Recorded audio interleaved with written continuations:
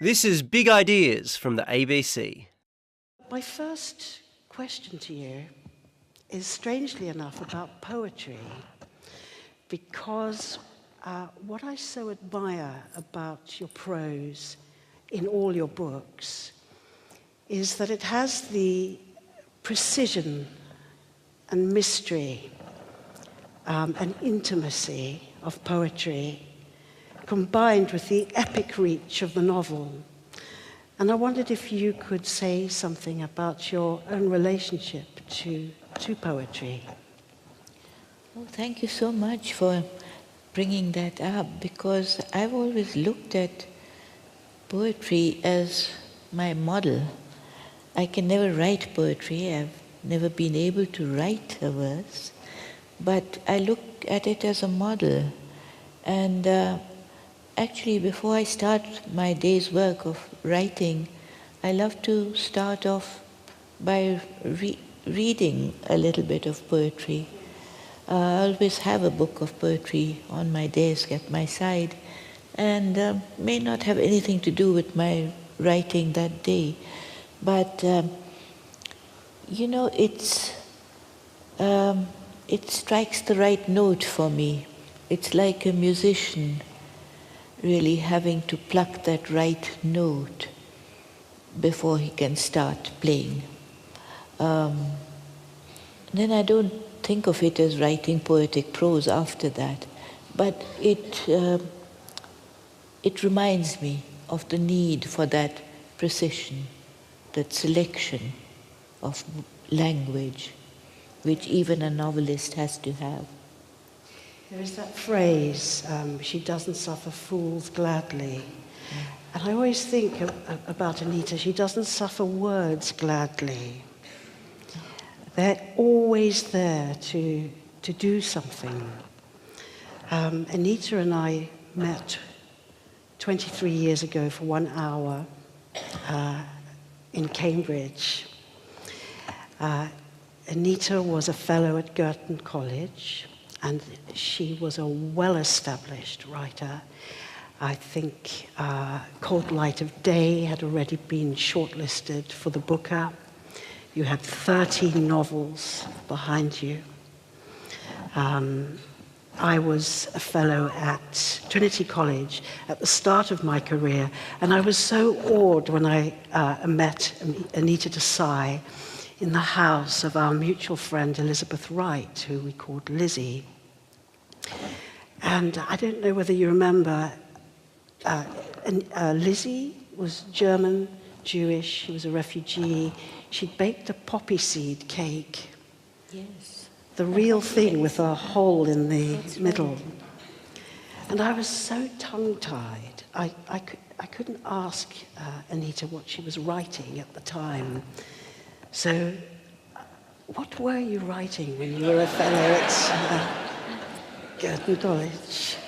Actually, now that you remind me of Lizzie's German past and the poppy seed cake, I remember what I was writing. It was Baumgartner's Bombay, and it was an exploration of the German part of my heritage. So that evening, in a way, fitted into what I was involved with at the moment. There you go. You yes. have to ask 23 years later. I couldn't have answered that earlier either. I just thought of it at this very minute. Yes. So you had a Bengali father, Yes. German mother.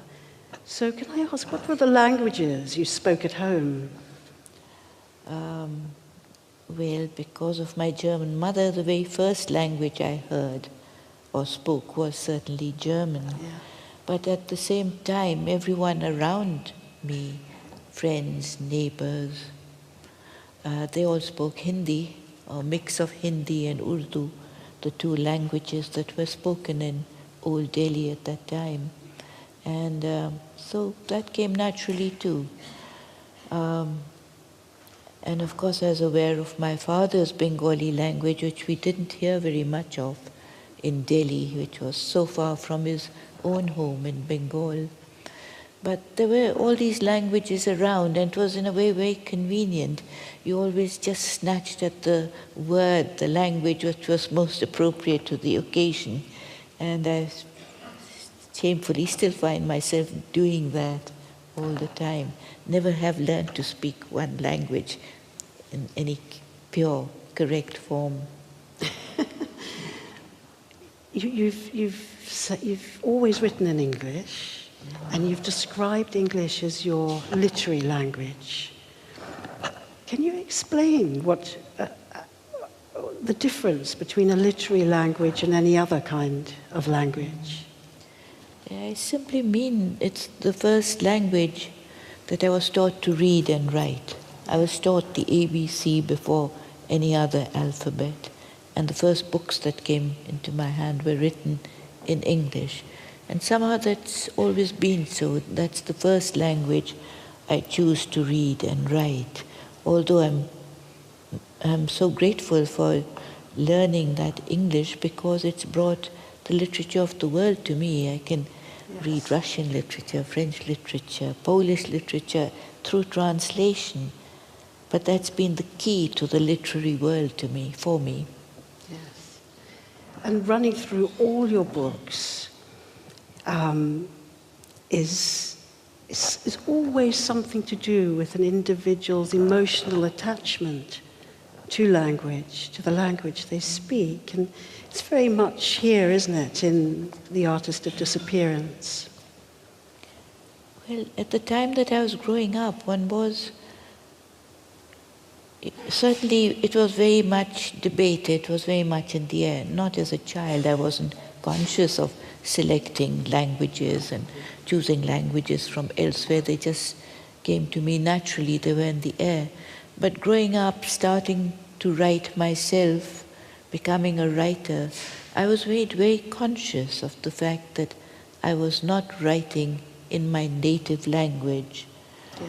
That's because this was shortly after independence, and people were constantly asking the few writers who wrote in English at the time, why have you not switched? Why do you still write in this colonial language?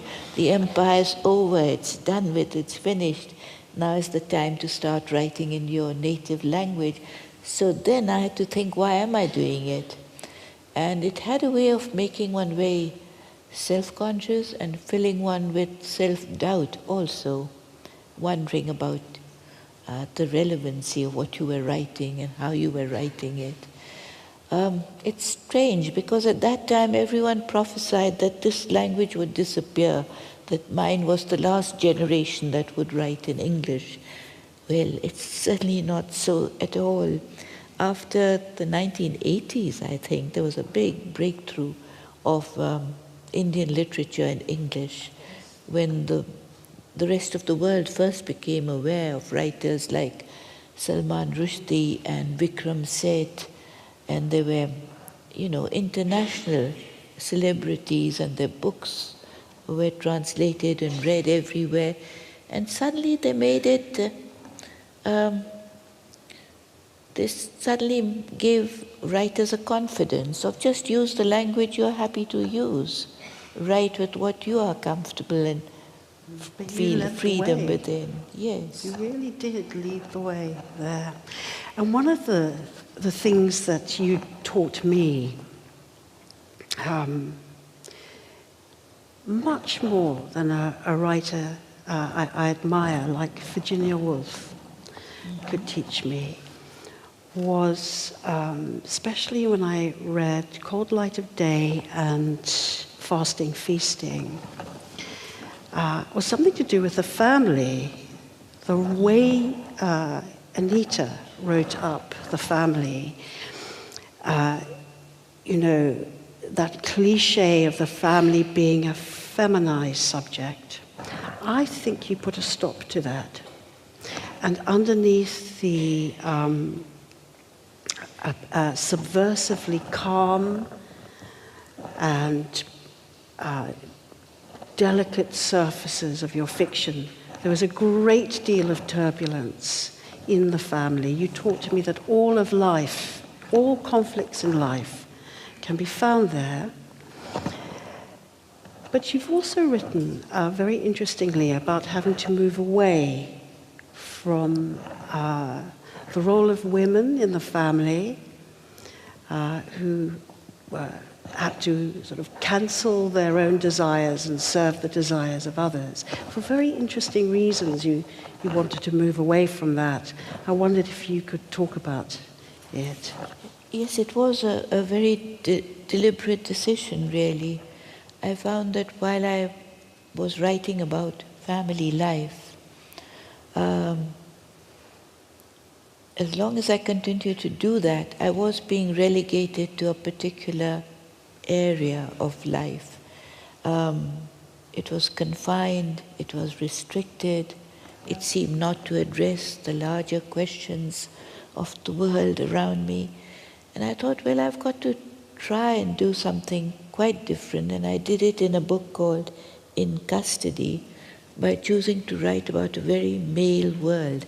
In fact, the first draft of that book had only male characters. And I was writing about an Urdu poet and all his admirers.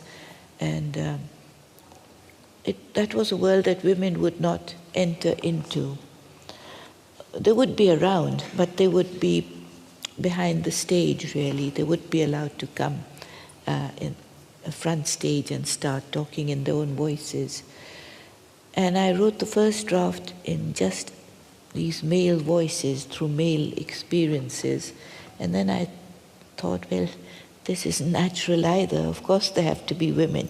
Even if you don't see them, they've got to be there behind the door. And if you listen, you'll hear them shrieking and banging on the door and being extremely bad-tempered and nasty. And then I asked myself, why are all the women characters so awful? Why are they so nasty? And I told myself, well, that's what you are. If you're always being suppressed, ignored, yes, then you will start shouting and banging on the door. So that book wasn't, for me, a sort of a break into another area which I hadn't felt very comfortable to begin with, but then got more and more so. I think the next book I wrote was Baumgartner's Bombay, in which the central character was a man. Yes. And I had him play out his history on a larger stage. But I still go back to that old world, which I'm still the most familiar with, which is the woman's world. In the Artist of Disappearance, we don't so much have family. We have three quite solitary characters at the heart of each of the novellas. For those of you who haven't yet read it, I have to say that I don't think storytelling gets more skilled than this. Anita gives the human subject space to breathe, to think, to lament, to weigh up, to wish, to question, to remember, and perhaps to invent memories too. And set in modern India, you move us out of the cities, into the mountains in the title story, and then into quite dusty, desolate places. Would you talk a little bit about place in The Artist of Disappearance? Well, to tell the truth, place is always where I've started any work with. It's always place which starts me thinking, how do I populate the space? Who would I meet over here? How would they live over here? And that's how the story grows. But at the root is the place from which they come. They would be different if they didn't belong right there. And so each of these stories is placed in a very specific area. I asked Anita whether she would mind reading from the middle novella. translator translated. And here we go. Maybe you could introduce the story.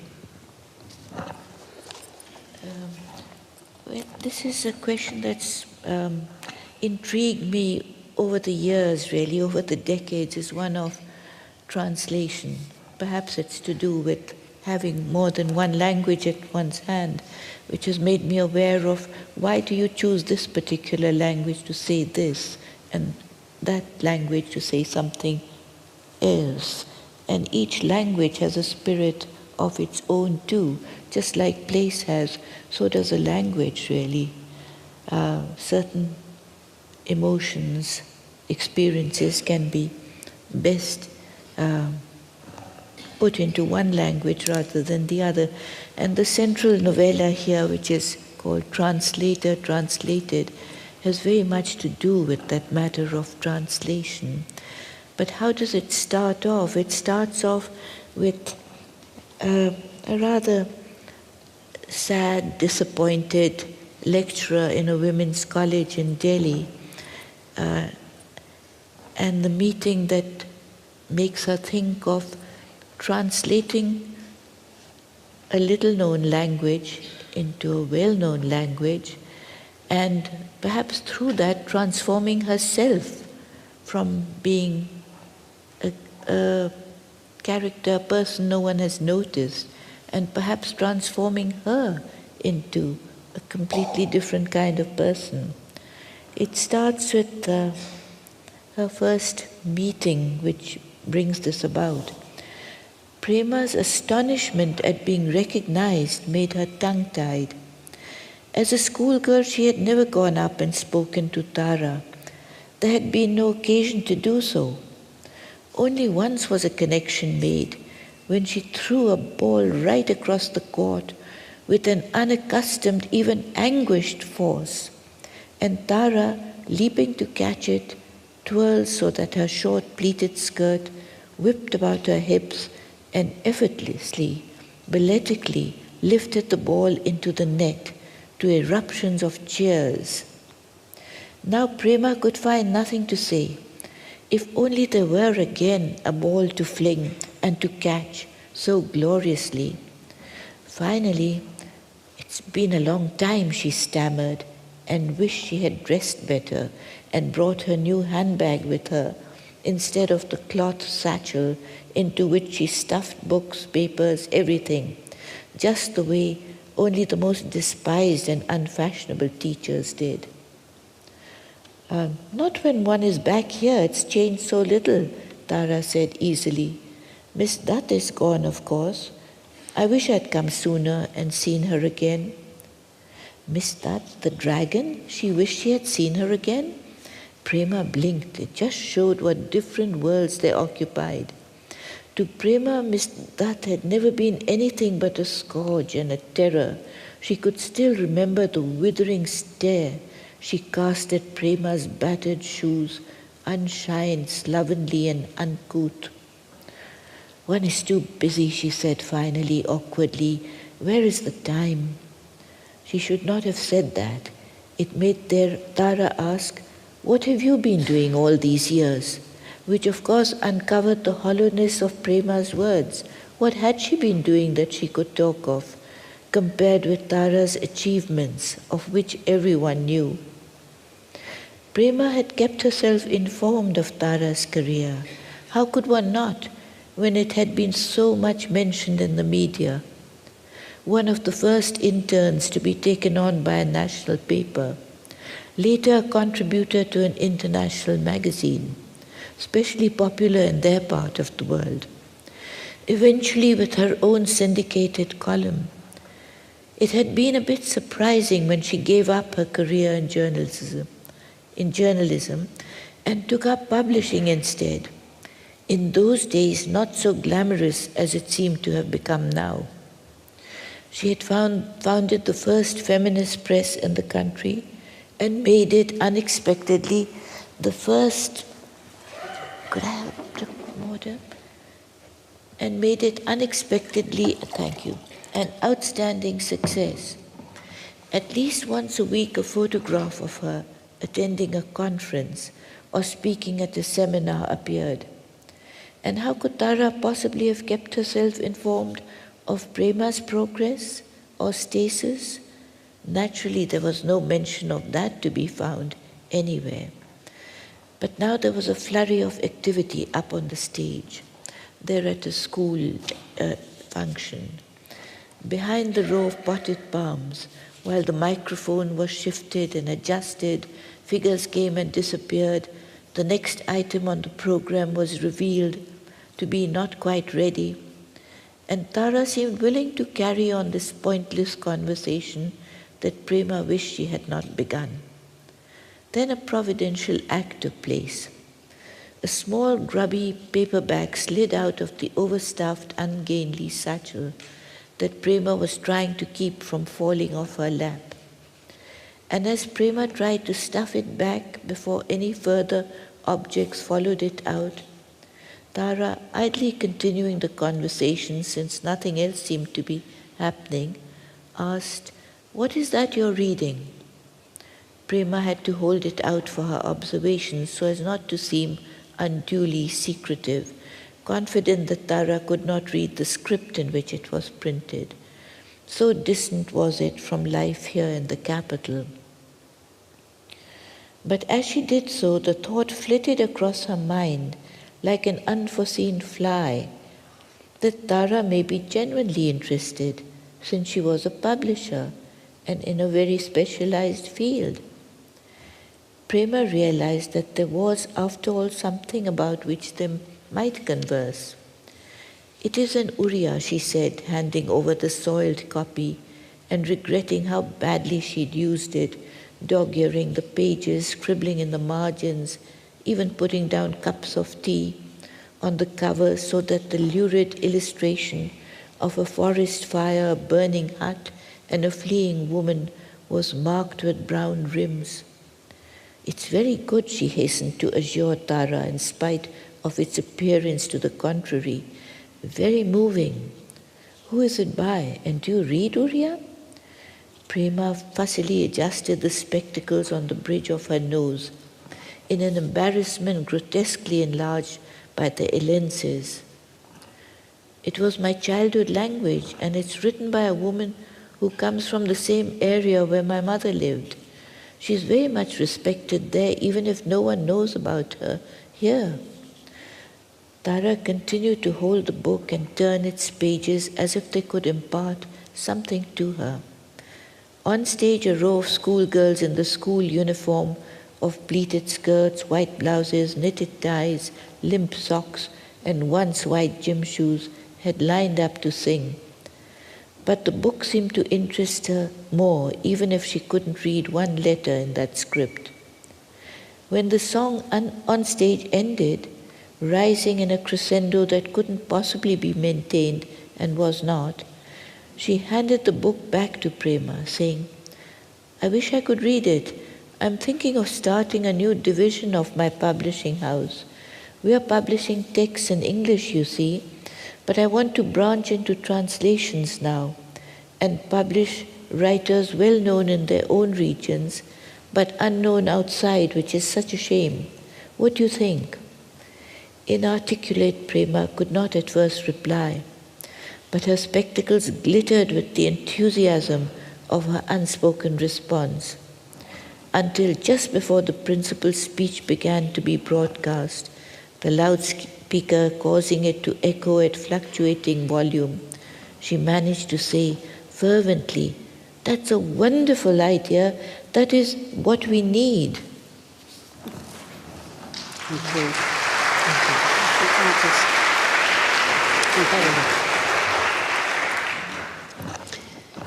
Tara is a fashionable feminist publisher. She wears minimalist saris. Her office is a shiny new high-rise. And she wears big sunglasses. And there's Prema, who can't believe her luck at this encounter. She's modest and she's self-effacing. And some of the ways in which Anita deals with character really makes me laugh, because you're so witty. Anyone who really thinks about life and observes human beings acutely, as you do, I think would be witty. But the thing is that Tara, Anita, you're suggesting that she never actually asks Prima why she's interested in the language she's translating. That's important to you, that lack of the question. It's important because it shows how much of her interior life, which is her real life, she has to keep suppressed. She's never been able to project it, to talk to anyone of it. It's something that's been suppressed inside her. And I think many of the characters I write about are those who have whole worlds suppressed inside them, which they have no means of expressing. Yes. And then you have a little prod at Simone de Beauvoir, which made me laugh. Prima is a bad-tempered teacher. Her students don't like her very much, although she perks up when she gets her commission to make this translation, and all her students think that maybe she's in love. But when she wants to write her PhD on the work of Suwarna Devi, this little-known writer out of her region, you have the students say to her, "Oh, no. You're not going to get on in life. You need to learn French or Chinese. And if you don't read Simone de Beauvoir, you're nothing." And it's as if you're suggesting that the concerns of the French chignoned one are really very out of place in this dusty village. Would you say something there? It has to do with place again, yes. A book by Simone de Beauvoir, which the women she meets in this little poor cottage in a dusty little town brings in a completely different element. It's never occurred to Prema before to link herself with such a writer. So, and later you have her say to Tara, "Well, if I translate her, she will be almost as well known as Simone de Beauvoir." Made me laugh a lot. If we move on to the title novella, The Artist of Disappearance, again we have the central character, Ravi, out of the family. He's an adopted son. He's ill-treated by his family. And when he winds up living in the burnt-out family house, he starts to make something that he wants to keep secret. I wondered what was your inspiration for that garden he makes in the mountains? well, as in all books, so many different elements come together from different parts of one's life, and one's quite surprised oneself how they suddenly are like pieces of a jigsaw puzzle that have been lying scattered, and then suddenly you see, oh, but they do fit together. So, well, the little town up in the mountains that the story is set in actually is the place where I was born, in the Himalayan mountains, and as children we used to roam around all over the mountains and come across odd things like this burnt house, which nobody knew much about it, had been burnt long ago. No one remembered who'd lived there or how it had been burnt down. That leaves room for your imagination, doesn't it? When one doesn't know the facts, when one has to imagine them. That's how fiction begins, I suppose. But there was actually, in a completely different part of India, a very strange man who was actually a builder of roads, a road engineer, I suppose you would call him.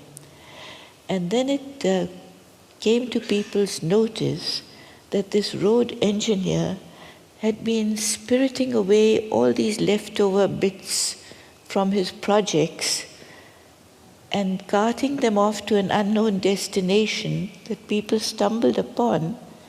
And he was creating sculptures out of, all these bits of metal and steel and glass and things that he built up. And he became extremely famous, It became a place that everyone visits when they go to Chandigarh. The government gave him a plot of land where he could put up his sculpture. He became extremely famous, unlike my character. You have him disappear. Yes. When a film crew from the city arrive and they glimpse this garden, Ravi hides. And he starts to make a smaller garden inside a matchbox. So it's almost as if you're saying there isn't enough space for privacy, for introspection, for self-expression that doesn't suddenly become that's different from the kind of celebrity 24 wired world of tweeting and Facebook and all the rest of it. But they're all doing something with their hands, your characters. I mean, Ravi, I often think that all that connectivity that we all do on our phones and all the rest of it, it's just something to do with our hands. It's nice to have something to do. And Ravi makes a garden, and Prima tries to express something through her translation and becomes unstuck because she starts to rewrite the writer's book.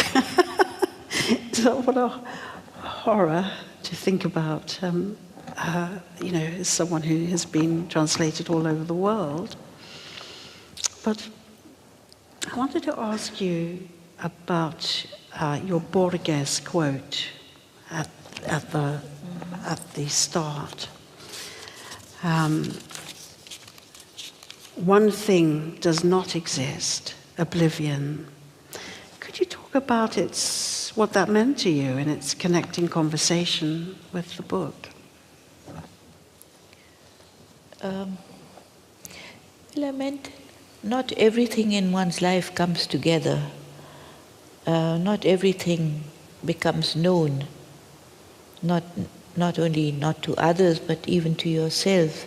There's so much that is kept unsaid and secret. And the character Ravi is the one who's lived his entire life by keeping everything very secret, very private. But that doesn't mean that he's oblivious of it. Everything has been retained inside him. Yes. As memories are, whether we are aware of them or not. But they exist. And to him, in the end, it isn't so important whether he is able to continue with his garden or whether he has to reduce it all to a matchbox in his pocket. And actually, more than this line from Borges, which actually I love, this poem, I think it's called Everlasting.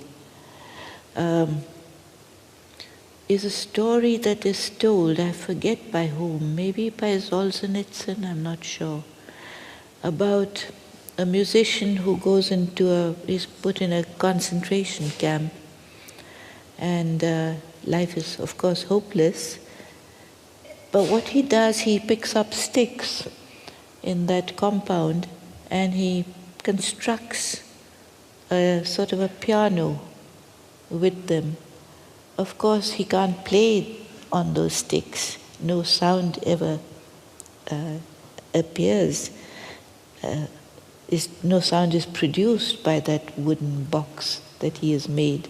But he plays on it and he hears that music, that inner music. Yes. And then at the start of the title story, Ravi's adopted family, middle-class Indians, who treat him shockingly. They go off on holidays without him, they exclude him. But there's this one moment where Ravi's father, who likes dancing, he's quite an outgoing man, unlike his adopted son, and they go to a club and he dances with the wife of an Englishman. And then in short, precise sentences, you show something about how it is to live in the long shadow of colonialism. Because this English officer comes out into the car park and he's got a truncheon and he just starts to beat Ravi's father about the head. It's just an unforgettable, very short paragraph. I don't know what to ask you about that, except to say it is a shocking, brilliant moment in this very quiet story. Well, I used that incident to show Ravi's father, who's quite a dapper little man and loves to dance and loves to go to parties, how at that moment his spirit is broken. Yes. And it's set during the war, when there was a large military presence, of course, in India.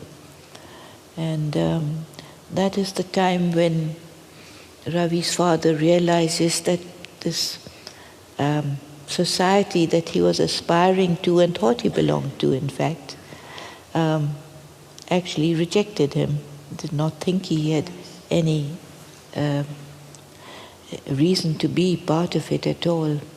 And that officer, who's of course at a party rather drunk and can't bear the sight of his wife dancing with this native. And just felt entitled to do whatever he liked. Anita, I've got my timepiece here. I can't believe it's 6:45. And we haven't even begun to discuss the first story, which is good, because all the more reason to buy The Artist of Disappearance. Before we hand over to the floor, I just wanted to end our conversation with a quote from the writer and critic Claire Massoud in the New York Review of Books. She says this of The Artist of Disappearance: Desai is a writer of great subtleties, whose novels, and in this case novellas, are replete not only with evocative descriptions and elegant syntax, but with complex emotion and profundity, of which may demand a close or second reading. That is to say, Desai is only a quiet writer if you aren't properly listening. So if we could have the lights up and take questions from the floor. We have about 15 minutes. So we have a question over here. If you wouldn't mind going, there's a microphone just behind you. It says microphone 1. Okay. I'm intrigued as to where Ravi came from in your consciousness. Or how did he come forth to you? Because it would seem to me that he's the sort of person that was quite very, very different to you and would have had a very, very different upbringing to you. It wouldn't have been part of the way you were brought up, but you conceived him, and I'm wondering where it came from. Actually, I think writers put something of themselves into every character they're writing about, whether it's Prema, this failed translator, or whether it's Ravi, who is building this garden that he wants no one to see, he wants no one to enter. I think a writer puts a bit of themselves into every one of those characters. We are fragmented characters ourselves, I think. Yes. Another question from the floor there. I was just wondering, when you started to write the 3 novellas, did you have a plan to put them all in a book together, or did they come from different places and then you decided that they would fit together? I really had no plan and no overarching theme at all.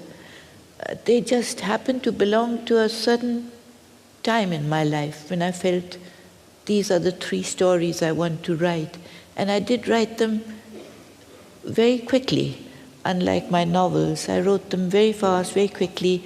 I think I'd been waiting for the right time when I could finally sit down and write them. And it's really that time which links them rather than anything else in my mind. Though I'm always amazed at what writers see in the stories, not always what I managed to see. I got the feeling you really enjoyed writing these novellas. Yes. Am I right? I did. A novel is such a different thing, and mostly I write novels. I think of myself as a novelist. And they go on, and they require so much constantly renewed energy and stamina, because you can write certain parts of a novel with energy and other parts you fail to find that. And it requires a lot of strength and stamina. But these short novellas seemed to me perfect. I could say just what I wanted to say, and I was not going to be drawn into stretching them out. There's a question over here. When you write about these characters and when you write about their sense of alienation and displacement, how much do you get involved? You said part of you gets involved, but do you get involved with their highs and their lows, and how much of you gets involved with them? Do you get pulled down when these characters go down? And which is your favorite character of all the ones you've written? That I really want to know. Well, yes, of course one lives with one's characters while one is writing about them. You have to carry that world inside you, which is separate from the world you're actually living in and moving around in. But inside you have to keep this inner world and keep it alive by constant attention, certainly. That's one part of your question, yes. And the other... Could you speak right into the microphone? And of all the characters you've created, which is your favorite one? I've really never given that any thought. The closest. I don't think I have favorites. It's very strange, but they live for a while and then they disappear. Not yet, maybe. I haven't held on to anyone as my favorite. Thank you. Yeah. Question over here. At the top here. Oh, hello. I really enjoyed your short story about the translation of the novel by Prema. Do you believe that a translation can ever truly be a representative of a person's work if it's translated from one language into another? Well, I'll tell you where the story came from. I had, years and years ago, written a short story I called The Accompanist, which was actually about a musician who plays the accompaniment for a great maestro, for a soloist, and spends his entire life in the background playing these perfect accompaniments that no one notices at all because everyone's paying attention to the maestro they've come to hear. And I wrote a very brief story, and that was the end of it, I thought, but I felt this character continued to intrigue me. I was absorbed by his problems, and when I wrote translated, I realized I'd reverted to that character, the accompanist. And to begin with, Prema is a person who's willing to be the accompanist in the background. But her work on the translation transforms her. It gives her confidence in her ability to write, perhaps write on her own. So she takes a step too far and starts to rewrite the book, cease to be that faithful translator that all writers hope to have. But why should one? Why should one? Of course, as I said, a language has its own spirit. And just by changing from one language to another is bound to bring about a transformation. So that's something that keeps writers very fascinated too.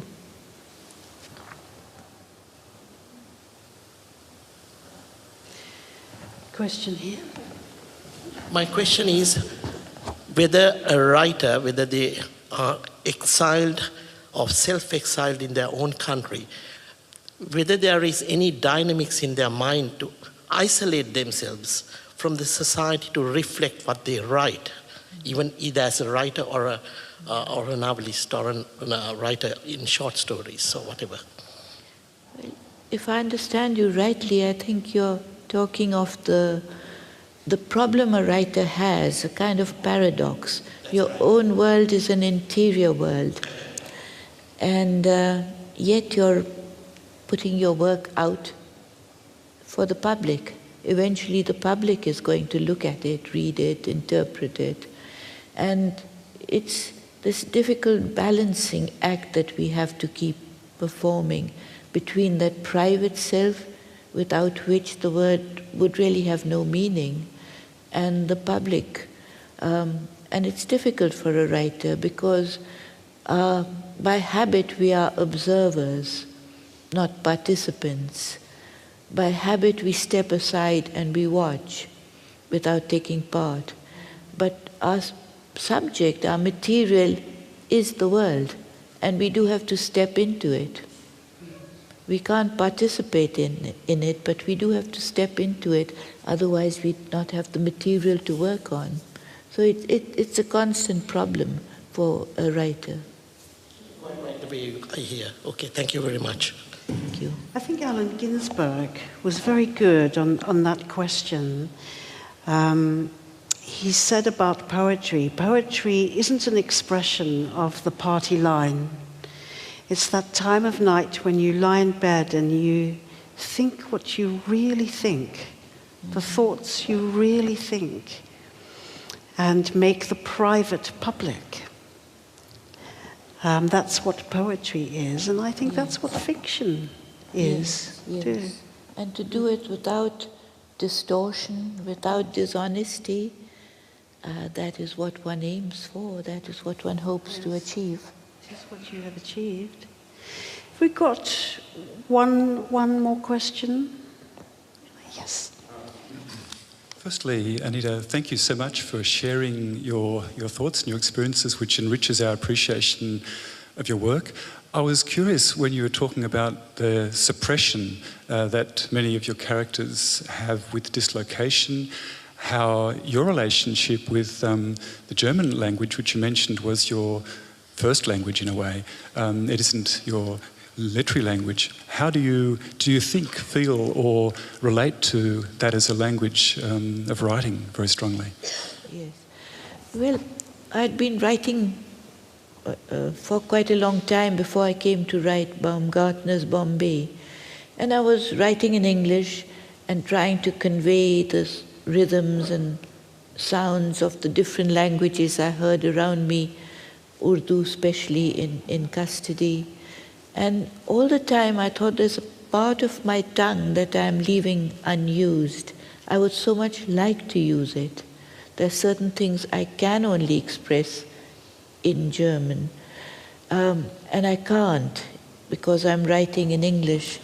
So eventually I had to find a way to release this, what I was suppressing. And German in India sounded a great eccentricity. I didn't see how anyone could get by in India with knowing only German. So I had to find a way, and I did it by inventing this character called Baumgartner, who's a German Jewish refugee who comes to India and never returns to Germany, stays on in India. And through him I was able to bring in the kind of German sounds and rhythms and idiom that my mother would often use when speaking English in India. So I wrote it with a great sense of release. Thank you for your question. I'd like to ask two questions. Was there any particular writer who inspired you at the beginning of your literary life and who you have sustained an interest in? And the other question is, I recently read The White Tiger, which creates quite a few impressions of India. I'd like a couple of comments on how you see that book, or whether you have actually read it yourself, and whether it is modern India, The White Tiger. Well, the very first book I remember that shook me to my core, and I thought, if words can do this, then this is what I would like to aspire to and try, was Wuthering Heights, at a very young age, certainly. But it is not a book I returned to. I daren't read it again. I daren't read it and find out, would I have the same experience now? I don't think I would. That belonged to a certain time in my life. And after that, I've acquired so many other models and writers I've looked up to and admired at different stages of my life. Adiga, as you say, belongs to a very different generation and a very different approach to writing. If I'm not mistaken, he is a journalist by profession, that he had worked as a journalist, I think, before he wrote and became known as a novelist with his first novel, The White Tiger. And I think that tells. It's not a work of imagination. It's a journalistic work. He's giving you a picture of the India he sees and that exists today. I think the imagination's a good note to end on. I'm afraid we've run out of time. I firmly believe we should always end with the writer's own words. So I'm just going to quote two lines from The Artist of Disappearance. This is from Translated. We are all in this together, this world of loss and defeat. All of us, every one of us, has had a moment when the window opened, when we caught a glimpse of the open, sunlit world. And it continues, but I'm going to leave that for you to find out. Anita will be signing books in the foyer, and our great thanks to Anita Desai tonight.